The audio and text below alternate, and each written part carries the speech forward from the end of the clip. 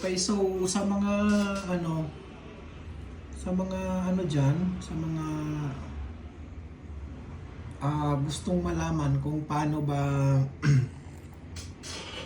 paano palakihin or pataasin yung kilograms ng pet natin. Okay, so ayan, so meron tayong kita natin na meron tayong nakakuha tayo nitong itong Cactrice. 1.67 kilograms lang siya, guys.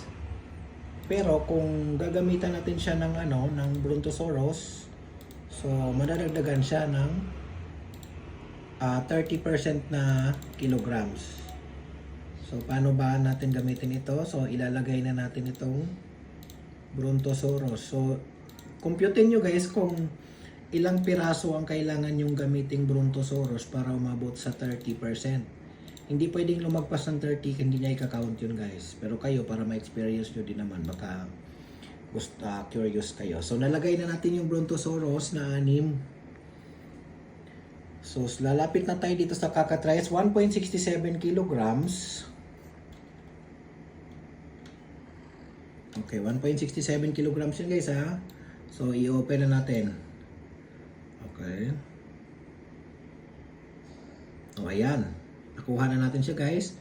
So silipin na natin dito kung ilan ba yun? 67 kilograms. Ayan.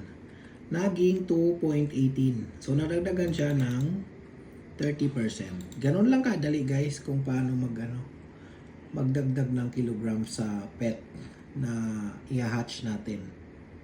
'Di ba? Easy. Ganun lang ka-easy, 'di ba? So kung may mga questions kayo, comment down lang kayo. Huwag kalimutan mag-subscribe dito sa aking YouTube channel.